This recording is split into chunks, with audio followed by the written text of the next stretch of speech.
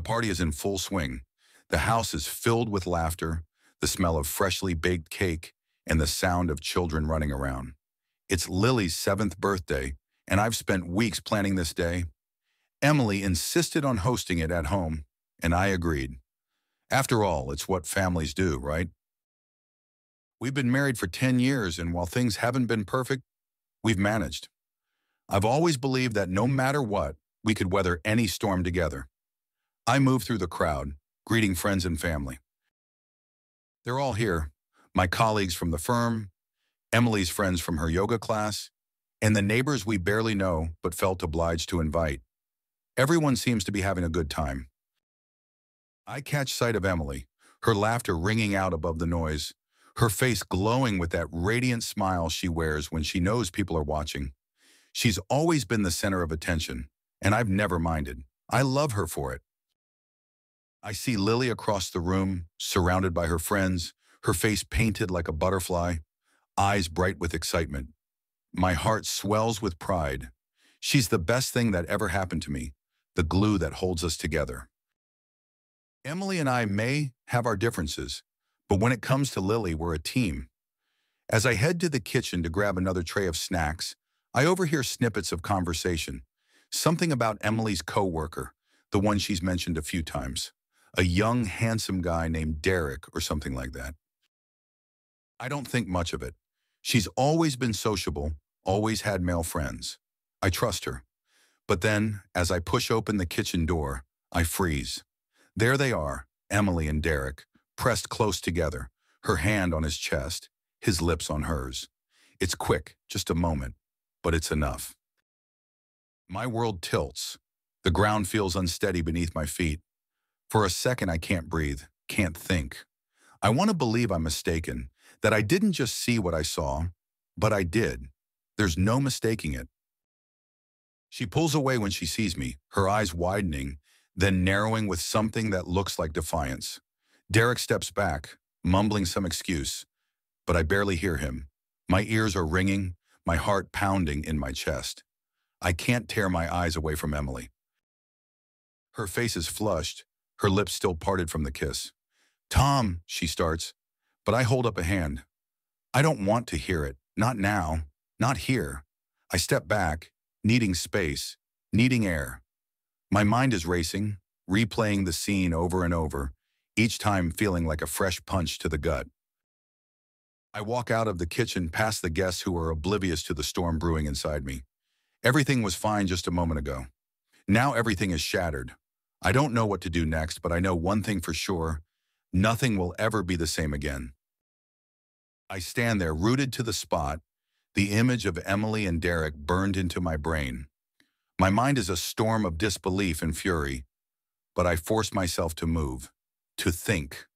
I can't explode here, not in front of everyone. I need to keep it together, at least for Lily. I walk back into the living room, forcing a smile as I pass by the guests. My heart is pounding, and I can feel the anger bubbling up, but I push it down. I have to deal with this calmly, rationally. I find Emily near the entrance, greeting a couple who just arrived. She's acting like nothing happened, her smile bright, her laugh easy. It's infuriating. I motion for her to follow me, and she hesitates, her eyes flicking to mine. She knows I saw. The smile falters for just a second before she smooths it back into place. We step into the hallway, and as soon as the door clicks shut behind us, I round on her. "What the hell was that, Emily?" She crosses her arms, her expression cool. "What are you talking about?" "Don't play dumb with me," I snap. "I saw you, in the kitchen." With Derek. Her eyes narrow and she lifts her chin, defiant. "So what if I was? It's not like you've been paying attention to me lately." I stare at her, my mind reeling. Are you seriously trying to justify this? At our daughter's birthday party? She shrugs, and the casualness of the gesture sends a fresh wave of anger through me. "You're overreacting, Tom. It was just a kiss. It didn't mean anything." Didn't mean anything? I can't believe what I'm hearing. "How long has this been going on?" "God, you're so paranoid," she says, rolling her eyes. "There's nothing going on. You're making something out of nothing. I feel like I'm losing my grip on reality. I'm not an idiot, Emily. I know what I saw. She takes a step closer, her voice lowering, softening. Tom, you're blowing this out of proportion. We're just friends. I promise you, there's nothing more to it. For a moment, I almost believe her. She's always been good at this, at turning things around, making me doubt myself. But then I remember the look in her eyes when she kissed him, the way she didn't pull away until she saw me. Friends don't kiss like that. She sighs, shaking her head. Fine. If you're so sure, then what are you going to do about it? I stare at her, not sure how to respond. I hadn't thought that far ahead. I was too caught up in the betrayal, in the shock of it all. I don't know. I just can't believe you would do this. To me. To Lily. Lily doesn't need to know anything about this, she says quickly. Let's not make this a bigger deal than it is, okay? We can talk about it later, after the party. But I can't let it go. Not now. I'm not just going to sweep this under the rug, Emily. This is serious. Her eyes harden, and I can see the shift in her demeanor. The softness is gone, replaced by something colder, sharper. You can't prove anything, Tom. You're being ridiculous. Can't prove anything? I repeat, incredulous. I don't need to prove anything, Emily. I saw it with my own eyes.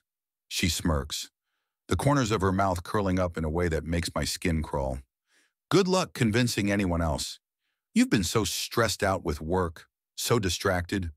Who's to say you're not just imagining things? Her words hit me like a slap. She's trying to gaslight me to make me question my own sanity, but I'm not falling for it. You're unbelievable, I say, shaking my head.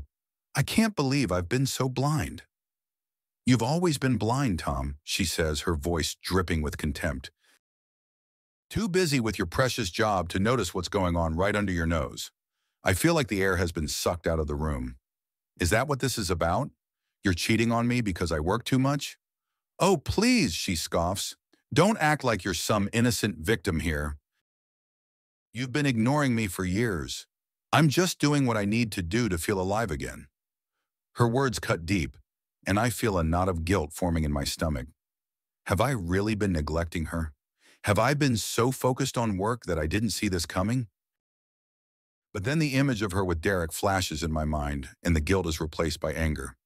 So this is my fault? You're blaming me for your infidelity? Stop being so dramatic, she snaps. Like I said, it was just a kiss. You're the one making this into something bigger than it is. I can't believe you, I say, my voice trembling with rage. You're not even sorry, are you? She shrugs again, and the casualness of it makes my blood boil. Why should I be? You're the one who pushed me to this. Pushed you? Pushed you to cheat on me? At our daughter's birthday party? Oh, come on, Tom, she says, rolling her eyes. It's not like I slept with him. You're overreacting. I'm overreacting? I repeat, my voice rising.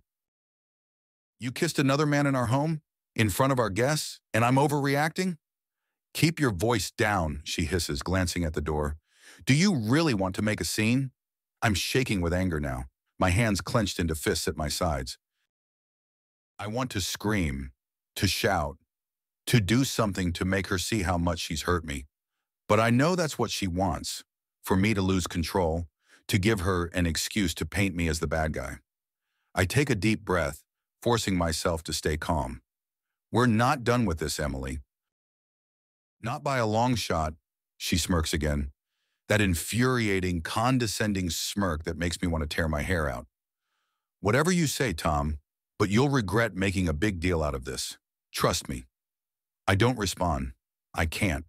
The rage and hurt are too overwhelming, threatening to choke me. I turn on my heel and walk away, leaving her standing there. I need to get out of here, to clear my head before I do something I'll regret. As I walk back into the living room, I catch sight of the security cameras we had installed last year after a string of break-ins in the neighborhood. An idea forms in my mind, and I feel a spark of hope, something I haven't felt since I walked into that kitchen. If the cameras caught what I saw, I'll have proof. Proof that I'm not crazy, that I'm not imagining things. Proof that she's lying. I head to the office, my heart pounding in my chest. I close the door behind me and sit down at the desk, pulling up the security footage on the computer. My hands are shaking as I fast forward through the party, watching the screen intently. And then I see it, Emily and Derek in the kitchen kissing. It's clear as day, the proof I need. For a moment, I just stare at the screen, a mix of relief and dread washing over me. I was right. I wasn't imagining things. But what do I do now? Do I confront her with this? Do I show it to our guests? Part of me wants to expose her, to let everyone see what she's done. But another part of me hesitates, unsure of the consequences. I sit there torn, my mind racing. I could go out there right now and show this to everyone, humiliate her in front of all our friends and family. But what would that accomplish? Would it make me feel better? Or would it just make things worse? As I wrestle with these thoughts, the door opens and Emily walks in. She looks at me, then at the screen, and her eyes widen. "What are you doing?" I turn the monitor towards her, showing her the footage. "I have proof, Emily. You can't lie your way out of this." Her face goes pale, but then she straightens, crossing her arms over her chest. "So what? You're going to show this to everyone? Go ahead, see what happens." There's a challenge in her voice, a dare. She's not afraid. She's still in control, or at least she thinks she is. But I can see the fear in her eyes, the flicker of uncertainty. She knows she's in trouble, but she's not backing down. I stand up, holding her gaze. "Why, Emily? Why do this to us?" She doesn't answer, just stares at me with those cold, defiant eyes. And in that moment, I realize something. I'm not the one who's lost here. She is. She's the one who's thrown everything away, not me. I still have Lily. I still have my integrity, my pride. She has nothing but her lies. "I'm going to show this to everyone," I say. My voice, after the party, I barely sleep. The image of Emily and Derek keeps replaying in my mind. Her nonchalance, her coldness. How could she act like nothing happened? I lie in bed staring at the ceiling, my thoughts a chaotic mess. By morning, I've made a decision. I'm going to divorce her. But first, I need to make sure I have everything in place. I can't afford any mistakes. I call my lawyer David first thing. He's a sharp guy, the best in town. We meet at his office, and I lay everything out. The footage, her behavior, her threats. He listens intently, nodding as I talk, occasionally jotting down notes. "You've got a solid case for divorce, Tom," he says, leaning back in his chair. "But you need to be careful. If she's as manipulative as you say, she's going to try and turn this around on you." "I know," I say, my voice tight with tension. "That's what worries me. She's already threatened to ruin me." David steeples his fingers, considering. "First thing we need to do is gather more evidence. You've got the video, which is good, but we need to cover all our bases. Financial records, text messages, emails, anything that shows a pattern of infidelity or misconduct." I nod, feeling a bit of relief. At least I'm doing something, taking control of the situation. "And what about Lily?" "I can't let Emily use her against me." David sighs, rubbing his temples. "Custody battles can get ugly, Tom. If she files for full custody, it's going to be a fight. But if we can prove she's unfit, infidelity, any history of instability or neglect, that'll work in your favor." I think about what he's saying, the implications of it all. I don't want to drag Lily through a messy court battle, but I can't let Emily manipulate her either. "Do whatever it takes," I say, my voice resolute. "I'm not losing my daughter." David nods, his expression serious. "We'll take care of it. Just be prepared for her to retaliate. Women like her don't go down without a fight." That afternoon, I start gathering everything I can find. Bank statements, credit card bills, anything that might indicate where she's been spending her time and money. It's tedious, exhausting work, but it feels good to have a purpose, a plan. I'm not just sitting around waiting for her next move, But Emily strikes first. A week later, I'm served with a restraining order. I'm at the office when the papers arrive, and my blood runs cold as I read through the allegations. Verbal abuse, threats of violence, erratic behavior. It's all lies, but the weight of it crushes me. She's really going for it. I call David immediately and we meet that evening. He's furious, pacing his office as he reads through the restraining order. This is bad, Tom. She's trying to paint you as unstable. If this sticks, it could ruin your chances of getting custody. I feel like I've been punched in the gut. What do I do? How do I fight this? We'll file a counter petition, deny everything. But the damage is done. The court is going to be looking at you closely now, and so will everyone else. We need to be careful. I nod, feeling the weight of the situation bearing down on me.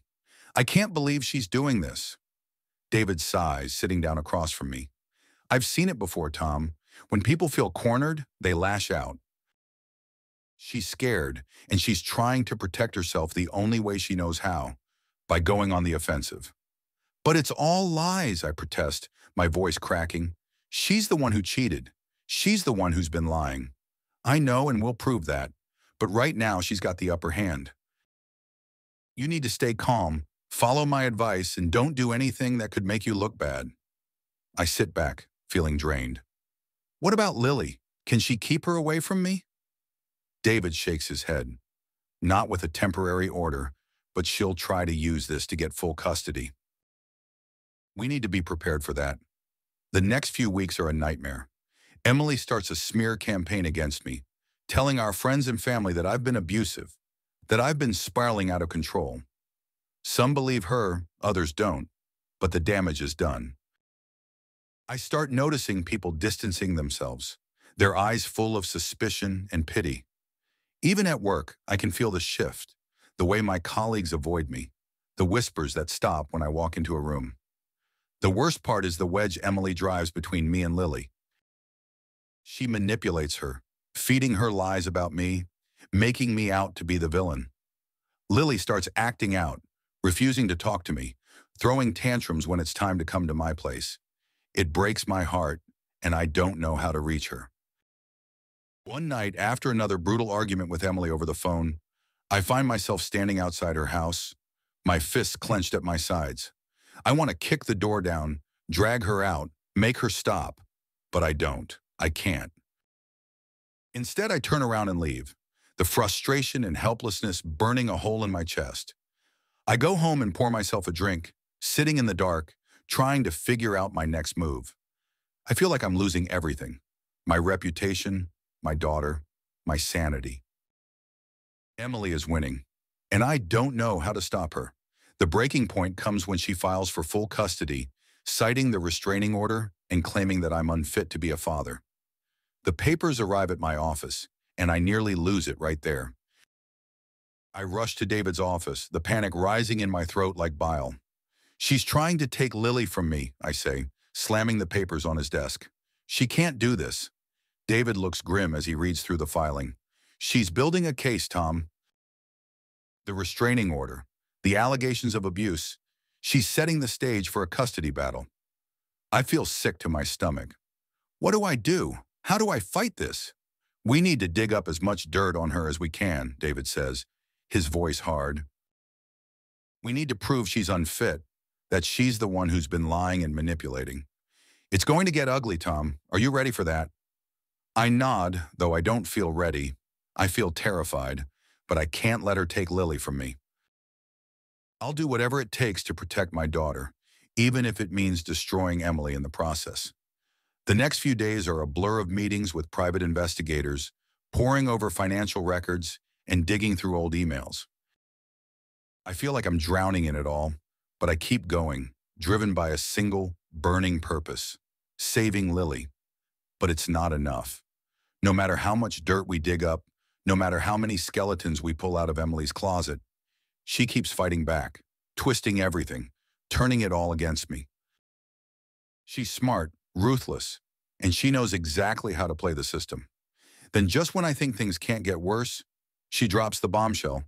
She's accusing me of being mentally unstable, claiming that I've been struggling with depression, that I've had violent outbursts. She even brings up an incident from years ago when I punched a hole in the wall during a heated argument. I remember that night vividly, how scared she looked, how I'd apologized over and over, swearing it would never happen again.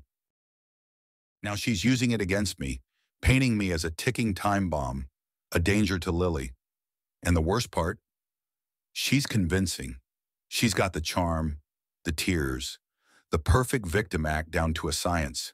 The court starts to lean in her favor, and I can see my chances slipping away. David does his best to counter her claims, bringing in character witnesses, showing evidence of my stable, successful life. But it's not enough. The judge is concerned, and I can see the doubt in his eyes every time Emily speaks, every time she cries on the stand. The final blow comes when she threatens to take it public, to go to the media with her story. She knows I can't afford that kind of scandal, that it would ruin me completely. And she's right. My business, my reputation, I'd lose everything. I feel trapped, suffocated by the weight of it all. I can't let her win, but I don't know how to stop her. Every move I make, she's one step ahead, ready to strike. I start to wonder if this battle is even worth it, if I'm fighting a losing war. But then I think of Lily, of the life we had before all this, and I know I can't give up. I can't let Emily destroy everything I've worked for, everything I love. I have to find a way to turn the tide, to take back control of my life. But time is running out, and Emily is closing in for the kill. I sit in my office, staring at the computer screen, barely able to focus on the mountain of work in front of me. My mind is consumed with thoughts of Emily, of the lies she's been telling, and the destruction she's causing. I know I'm running out of time. The court date is looming, and if I don't find something to turn this around, I'll lose Lily. I can't let that happen. I need leverage, something that will force her to back down. I dig deeper into her life, pulling every thread I can find. I go through old emails, her social media accounts, even her phone records. I feel like a detective, piecing together a puzzle where the picture keeps shifting. I know there's something there, something she's hiding, but I can't quite put my finger on it. Then I find it, an email chain between Emily and her coworker, Derek. It's buried in a folder she probably thought I'd never look in, but there it is, plain as day. The emails start off innocent enough, but as I scroll through, the tone shifts. They're not just talking about work. They're discussing plans, meeting up in hotels, and not just for drinks. It's more than an affair. It's a business deal, something illegal. I can see the hints in their words, the way they talk about moving the product and keeping things quiet. They're laundering money or worse. My heart races as I read through the messages, my hands shaking with a mix of anger and excitement. This is it. This is the leverage I need. If I can prove that she's involved in something criminal, she'll have no choice but to back down. She won't risk going to prison, and she definitely won't get custody of Lily. I print out the emails, making copies to keep in different places. I don't trust her not to try and destroy the evidence if she finds out I have it. I feel a surge of adrenaline, a sense of purpose that I haven't felt in weeks. I'm not just fighting for survival anymore. I'm fighting to win. That night I confront her. I wait until Lily is asleep, and then I pull Emily into the living room. She looks at me with that cold, calculating gaze, the one that used to intimidate me, but now only fuels my determination. "What do you want, Tom?" she asks, crossing her arms. I don't waste time. I pull out the copies of the emails and toss them on the coffee table between us. "What's this, Emily?" She glances down at the papers, and for the first time in weeks, I see real fear in her eyes. She quickly masks it, but I know she's shaken. "This is nothing," she says, her voice steadier than I expect. "You're grasping at straws." "Nothing?" I step closer, my voice low and menacing. "You're laundering money with Derek, or maybe even worse. Do you really think the court's going to grant you custody when they see this?" She sneers, but there's a tremor in her voice. "You can't prove anything." "I don't have to," I reply, holding her gaze. "This is enough to make the court ask questions.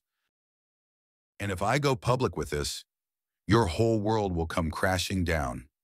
Do you really want to risk that?" She stares at me, and I can see the gears turning in her mind, weighing her options. For a moment, I think she might actually back down, that I've finally won. But then she laughs, a cold, hollow sound that sends chills down my spine. "You think you've won, don't you?" she says, her eyes narrowing. "You think this is going to save you? You're pathetic, Tom. You always have been." I clench my fists, struggling to keep my composure. "This is over, Emily. You're going to drop the custody case, and you're going to sign the divorce papers. If you don't, I'll make sure everyone knows what you've been up to." She steps closer, so close I can feel her breath on my skin. "You really think I'm afraid of you? You're nothing to me, Tom. Nothing. You've already lost everything. This," she gestures to the papers on the table, "this won't save you. You're too weak to do what needs to be done."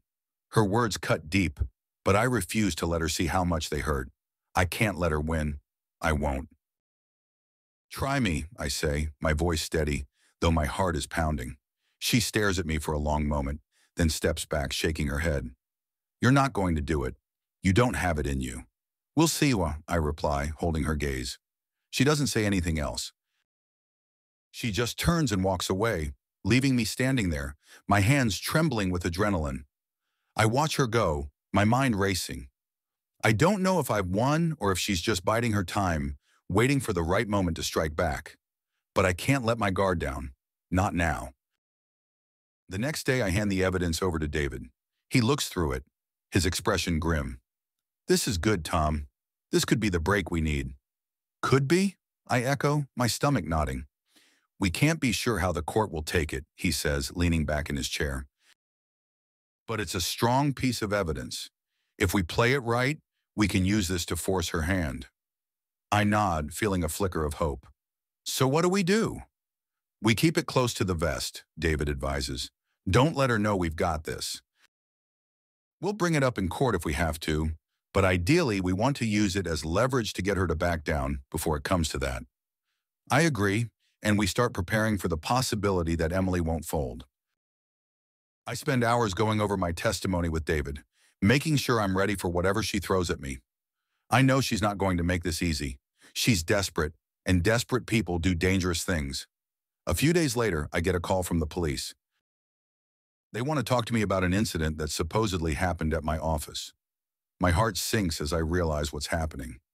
Emily's trying to frame me for something. I don't know what it is yet, but I can feel the noose tightening around my neck. When I get to the station, they tell me that there's been an accusation of embezzlement. They're vague on the details, but it's clear that someone has been feeding them information.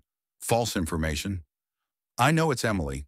She's trying to set me up, to make me look like the criminal. She's desperate to get the upper hand, and she's willing to destroy me to do it. I sit through the interrogation, my mind racing. I deny everything, of course, but I can see the doubt in their eyes. They don't trust me, and why should they? Emily's built a convincing case, and now I'm the one who looks like I'm hiding something. When I finally leave the station, I feel like I'm suffocating. The walls are closing in, and I don't know how much longer I can keep this up. Emily is pushing me to the edge, and I don't know if I have the strength to keep fighting. I get back to my car, sitting there in the parking lot, gripping the steering wheel so tightly my knuckles turn white. I feel like I'm losing control, like everything is slipping through my fingers. I can't let her win, but I don't know how to stop her. I think of Lily, of the life I want for her, and it gives me the strength to keep going. I have to protect her, no matter what, even if it means destroying Emily. I make a decision right there, in the car. I'm going to take this public. I'm going to expose Emily for who she really is, show the world what she's done.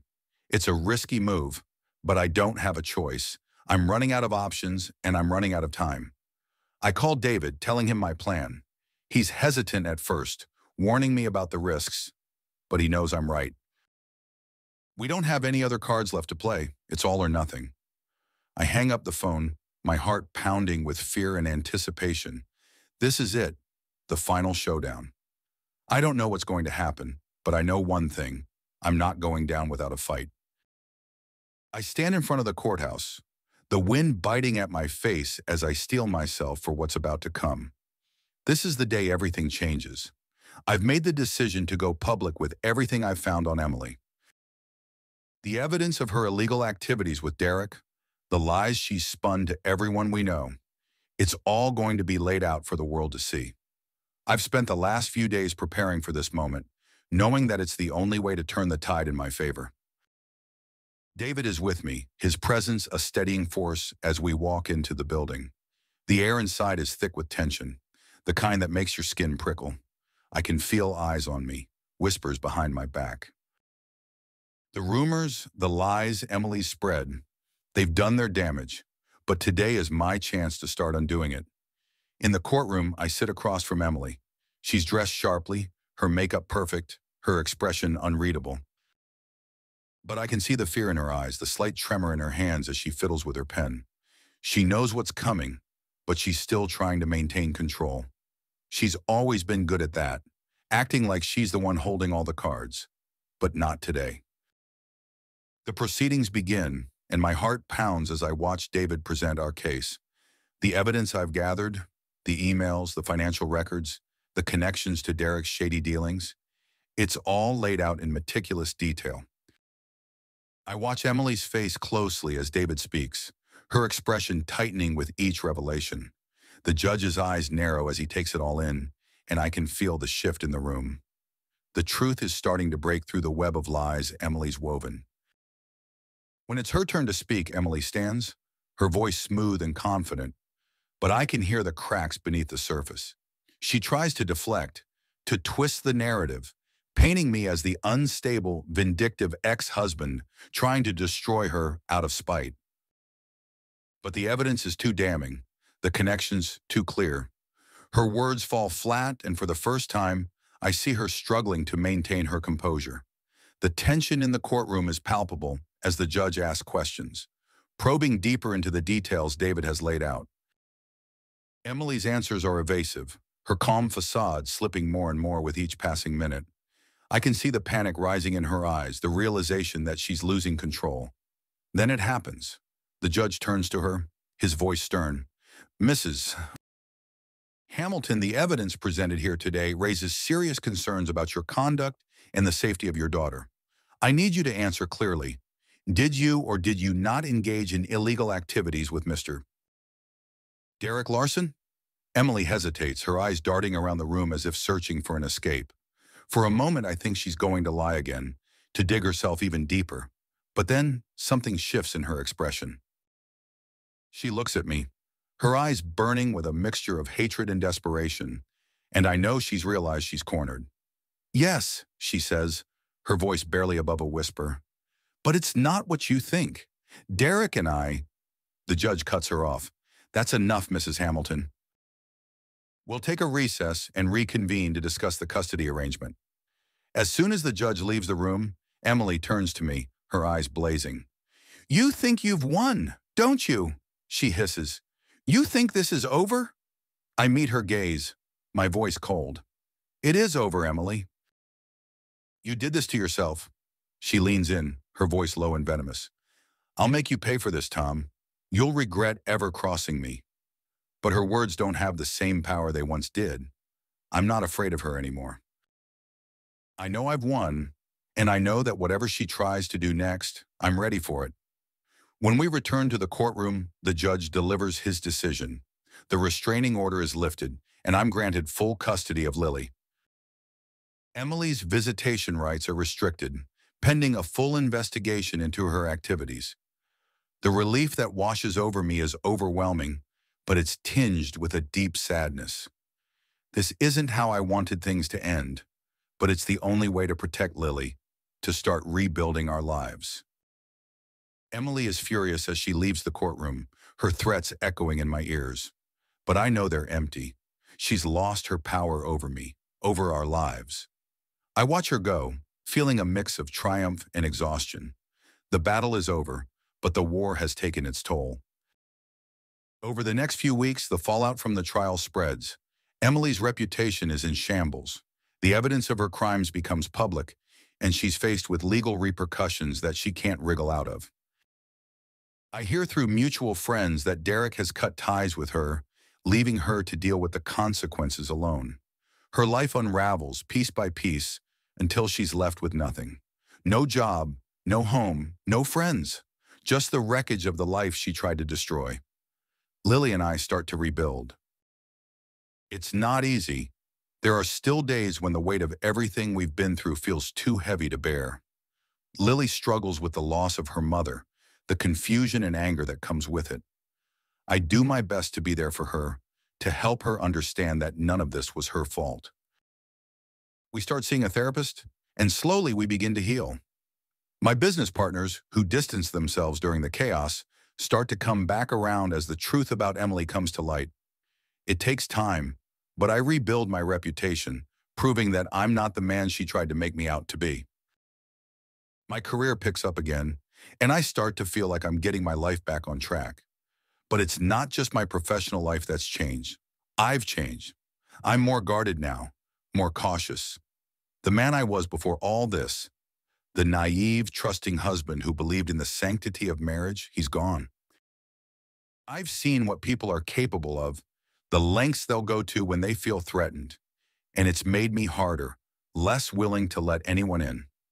One day, a few months after the trial, I'm sitting in the park with Lily, watching her play on the swings. She's laughing, her smile finally reaching her eyes again, and it fills me with a warmth I haven't felt in a long time. As I watch her, I realize that we're going to be okay. We've come through the fire, and we're still standing. That night, after Lily's gone to bed, I sit down with a glass of whiskey, letting the events of the past year wash over me. It's been a hell of a ride, full of pain and betrayal, but also moments of clarity and strength that I didn't know I had. I've learned so much about myself, about what I'm capable of, and while the scars are still fresh, I know they'll fade with time. I think about Emily, about what's become of her. Last I heard, she was living in a dingy apartment on the other side of town, barely scraping by. Part of me feels a pang of pity for the woman she used to be before everything went wrong. But it's quickly overshadowed by the memory of what she tried to do to me, to our family. She made her choices, and now she's paying the price. As I sit there, I start to think about the future. For the first time in a long time, I feel a flicker of hope, of possibility. I don't know what's next for me, but I know that whatever it is, I'm ready for it. I've been through the worst, and I've come out the other side stronger, more determined to build a life for myself and Lily that no one can take away from us. I finish my drink, feeling the warmth spread through me, and I make a silent promise to myself. I won't let the past define me. I won't let what happened with Emily be the end of my story. There's still so much ahead of me, so much to look forward to. And as I climb into bed, I feel a sense of peace that I haven't felt in a long time. I close my eyes, ready to embrace whatever comes next, knowing that I've finally taken the first step toward the life I deserve. I'm sitting in my office late one evening, the room dimly lit by the glow of my computer screen. The silence is heavy, broken only by the faint hum of the air conditioner. The final papers from the court have come through. Emily's appeal to regain custody of Lily has been denied. It's over, but the victory feels hollow.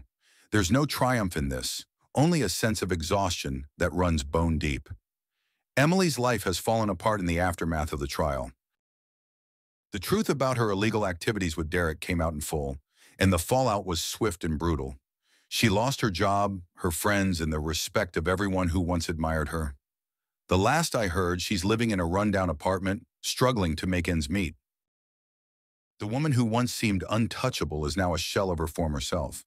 Part of me feels a sick sense of satisfaction, seeing her brought so low after everything she put me through. But another part of me, maybe the part that still remembers the woman I married, feels pity. We were partners once, bound by vows and love. Now she's a stranger, a ghost of the life we used to share. A knock on the door pulls me out of my thoughts. I look up to see David standing there, his expression unreadable. He's been with me through this whole ordeal, guiding me through the legal minefield Emily laid at my feet. "Mind if I come in?" he asks, his voice low. I nod, gesturing for him to take a seat. He walks in, closing the door softly behind him, and sits across from me, his hands clasped in his lap. "It's finally over," he says after a moment, the words hanging in the air between us. "Yeah," I reply, my voice flat. "It's over." We sit in silence for a while, neither of us needing to fill the space with empty words. David knows how much this has taken out of me. He's seen me at my worst, my most desperate, and now he's here at the end, witnessing the fallout. "I wanted to check on you," he says eventually. "Make sure you're doing okay." I shrug, not really sure how to answer. "I'm surviving, trying to pick up the pieces." He nods, understanding in his eyes. "That's all you can do. But remember, Tom, you won. You've got Lily, and you've got your life back. It might not feel like a victory now, but it is." I know he's right, but it doesn't make the weight in my chest any lighter. I just want to focus on her, on making sure she's okay. "She's been through so much." David leans forward, his tone gentle. "She's resilient, just like her dad. You'll get through this, both of you. And if you ever need anything, legal or otherwise, you know where to find me." I nod, grateful for his support. "Thanks, David." "I appreciate everything you've done." He stands up, giving my shoulder a firm squeeze before heading to the door. "Take care of yourself, Tom. You deserve some peace after all this." When he leaves, I'm alone with my thoughts again.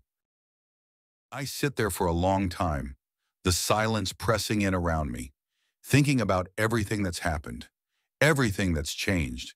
The man I was before all this feels like a distant memory, someone naive and blind to the darkness that was creeping into his life. I think about the night I first caught Emily with Derek, how it felt like the world was crumbling beneath me. Back then, I couldn't have imagined the twists and turns this nightmare would take, how it would strip away everything I thought I knew about love, trust, and loyalty. And now?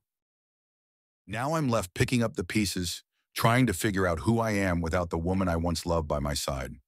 The next morning I wake up early. The sun is just starting to rise, casting a soft golden light through the windows. Lily is still asleep, her small form curled up under the blankets, and I take a moment to watch her, feeling a swell of love and protectiveness. She's my world now, the one bright spot in the darkness that surrounded us. I get dressed quietly, not wanting to wake her, and head to the kitchen to start breakfast. The routine is comforting, a reminder that life goes on, even after everything that's happened. As I'm flipping pancakes, my phone buzzes on the counter. It's a text from Emily. I stare at the screen, my heart thudding in my chest. We haven't spoken since the court ruling, and part of me hoped I'd never have to hear from her again.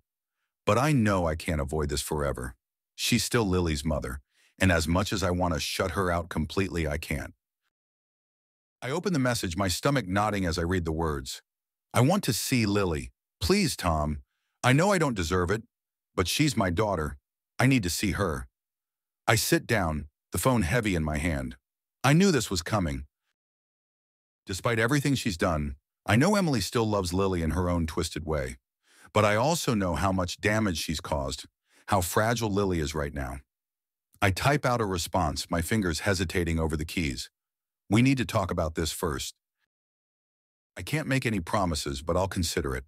For Lily's sake." I hit send, feeling a pang of guilt. I don't want to let Emily back into our lives, but I know I have to put Lily's needs first. She deserves to have a relationship with her mother, even if it's a limited one.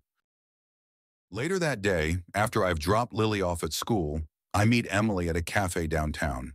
She looks different, tired, worn down. There's a sadness in her eyes that wasn't there before, and for a moment, I almost feel sorry for her. But then I remember the lies, the manipulation, the way she tried to tear my life apart. The sympathy fades, replaced by a steely resolve. "Thank you for meeting me," she says, her voice soft, almost hesitant. I nod, not trusting myself to speak. She takes a deep breath, looking down at her hands. "I know I've made mistakes, Tom. I know I've hurt you, and I'm sorry for that. But I'm begging you, don't take Lily away from me. She's all I have left." The desperation in her voice tugs at something inside me, but I push it down. I can't let myself be swayed by her emotions. Not after everything. I'm not taking her away from you, Emily, I say, keeping my tone even. But you need to understand, things are different now. I won't let you use her to hurt me again. She flinches at my words, but she nods, tears welling in her eyes. I know. I just want to be a part of her life. I want to be her mother. For a long moment, I don't say anything. I can see the sincerity in her eyes, the genuine pain. But I also know how easily she can manipulate, how she can twist the truth to serve her needs. Finally, I sigh, leaning back in my chair. We'll take it slow, Emily. Supervised visits for now. And if you try anything at all, I'll cut you off completely. Do you understand? She nods quickly, relief flooding her features. Thank you, Tom. You won't regret this. I hope she's right, but I don't trust her. Not yet. Maybe not ever.